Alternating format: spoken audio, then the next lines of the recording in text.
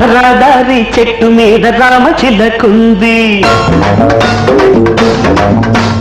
గోదావరి గట్టు మీద గోరింక ఉంది. రహదారి చెట్టు మీద రామచిలకుంది, గోదావరి గట్టు మీద గోరింక ఉంది. అక్కడికి ఇక్కడికి ఎంత దూరమో ఆ రెంటికే తెలుసు ఏమి బంధము. అక్కడికి ఇక్కడికి ఎంత దూరమో ఆ రెంటికే తెలుసు ఏమి బంధము. రహదారి చెట్టు మీద రామచిలకుంది,